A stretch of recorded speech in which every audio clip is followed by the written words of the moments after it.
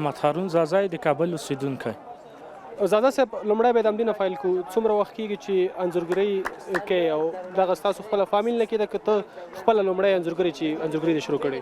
نه دا خو مونږ 15-16 کاله کېږي تقریبا د انځورګري کوو. نه دا زما شوق له مخې ده چې د انځورګري کوم. د کورنۍ نور غړي مو مخکې انځورګرانو که یوازې تا خپله دا شروع کړې؟ نه یوازې دا زه خپله زما شوق دی چې انځورګري وکړم. د انځورونو دغه به نور مخکې وکړو چې کوم لوبغاړو انځورونه دې رسم کړي په دې انځورګرۍ کې به لږ بحث وکړو. ته چې یو تصویر د چا انځور کوې دغه څومره وخت نیسي، په دې څنګه مصرف راځي، دغه مصرف باره کې ووایه او وخت باره کې راته ووایه. تصویر پر کوي، هر تصویر پر کوي، وړکی غټ بیا رنګه هم پر کوي، ساده بیا زر جوړېږي، تقریبا 2-3 ساعته وخت نیسي. رنګه بیا تقریبا 1 ورځ وخت نیسي. یو انځور چې جوړی مطلب 1 ورځ نیسي چې رنګه جوړیږي؟ رنګه چې جوړیږي او که ساده انځور جوړیږي بیا هغه تقریبا 3-4 ساعته وخت نیسي. خپله دغه تصویرونه چې تا راوړي دي د لوبغاړو هغه چې رسم کړي دي که دغه د میډیا مخې ته وښایه یو نوم یې واخله او په څومره وخت کې دې جوړ کړي دي؟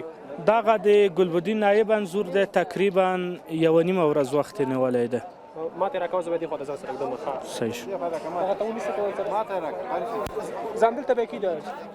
او دا د محمد نبي انځور دی، تقریبا 1 ورځ وخت یې نیولی دی. محمد نبي ساخیل. او ورپسې د اشمت شهیدي انځور دی، دغه هم تقریبا 1 ورځ وخت نیولی دی. او دا د رحمان الله ګربز انځور دی، هغه تقریبا 1.5 ورځ وخت نیولی دی. رحمان الله ګربز.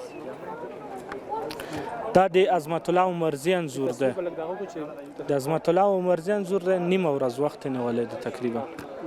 کوچني عکسونه کم وخت نیسي، بیا لوی عکسونه زیات وخت نیسي. لکه د ګلبدین نایب انځور هم چې جوړ کړی؟ او دا 1.5 ورځ وخت نیسي تقریبا. دا د فضل حق فاروقي انځور دی، دا 1.5 ورځ وخت نیسي کوچني انځورونه. او ورپسې د راشد خان انځور. راشد خان؟ او راشد خان دا هم راشد خان دا هم ښه رسانه شوی. تا خو ګورې دا خو زموږ ټول ملي اتلان دي، د هېواد ستوري مې دي. په دغه انځورونو کې کوم تصویر ما ډېر په شوق کار کړی دی، په شوق دې انځور کړی دی؟ زه خو فیورټ فین چې یم د ګلبدین نایب یم، هماغه مې زیات خواري کړی دی او ښه انځور مو ورته ټولو ته مخه جوړ کړی، خو ګلبدین نایب ته مو لږ غټ انځور جوړ کړی دی. او که تصویر کې وکتل چې رښتیا هم غټ فریم کې جوړ شوی او د ګلبدین نایب د ګلبدین فین ډېرې تقریبا 3 انځورونه یوځای شوي دي یو هغه کې پاڼې کې. وروستۍ کې د پیغام او هیله څه ده زموږ لیدونکو همرا ستاسو خدمت کې ده؟ پیغام هیله خو مو دا دی چې کرکټ بورډ نه چې هر وخت داسې لوبې جوړې کړي چې خلک خوند ورنه واخلي افغانان.